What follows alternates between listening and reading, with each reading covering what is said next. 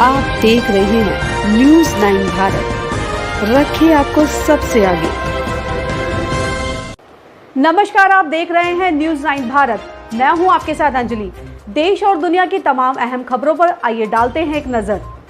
मसूरी स्थित एक होटल के सभागार में पूर्व विधायक और उत्तराखंड क्रिकेट एसोसिएशन के अध्यक्ष जोत सिंह गुंसोला ने एक प्रेस वार्ता आयोजित कर मसूरी विधानसभा में मुख्यमंत्री और कैबिनेट मंत्री द्वारा 70 करोड़ की घोषणाओं पर सवाल उठाए हैं। उन्होंने कहा कि 9.5 वर्ष के कार्यकाल में क्षेत्रीय विधायक कोई ऐसी उपलब्धि नहीं बता पाए हैं जिन्हें जनता के सामने पेश किया जाए। उन्होंने कहा कि चुनावी वर्ष होने के कारण अब क्षेत्रीय विधायक को जनता की याद आ रही है और अब जबकि नवंबर में आचार संहिता लग जाएगी, ऐसे में घोषणाओं का पूरा होना अपने आप में जनता के साथ एक छलावा है। उन्होंने कहा कि उत्तराखंड की जनता बहकाव में आने वाली नहीं है और आने वाले 2022 के चुनाव में कांग्रेस पार्टी पूरे बहुमत के साथ उत्तराखंड में सरकार बनाएगी। पूर्व विधायक ने गलोगी पावर हाउस के पास हो रहे भूस्खलन पर भी सवाल उठाए और कहा कि मसूरी को जोड़ने वाला ये एकमात्र मार्ग है और यहाँ पर देश विदेश के लाखों पर्यटक आते हैं। ऐसे में पहाड़ी से लगातार भूस्खलन होना आमजन की जान को खतरा पैदा होने के साथ ही पर्यटकों में भी गलत संदेश पेश कर रहा है।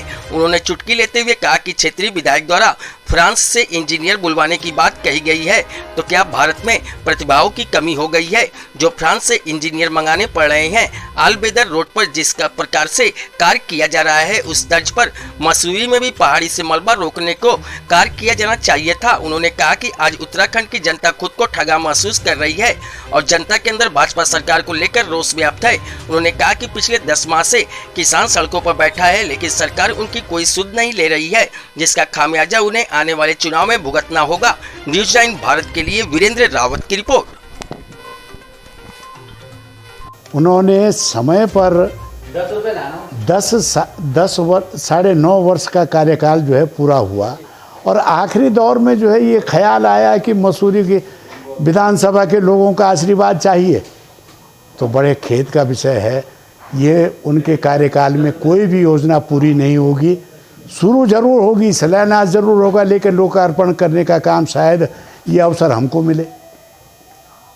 विधायक जी, वहीं जो है मसूरी देहरादून का मुख्य मार्ग है, इस पर लगातार ऊपर से बोल्डर पत्थर आ रहे हैं, मलबा आ रहा है और हर दिन जो है जैसी बारिश होती है बाधित हो जाता है मार्ग। इससे जो है जो पर्यटक है वो क्या संदेश लेकर जाएंगे। यहाँ की जो मुख्य मार्ग यही इकलौता मार्ग है उस पर जो है इस तरीके की पत्थर आ रहे हैं जो जान जोखिम में डाल के वहाँ आदमी चल रहा है, इसमें आपकी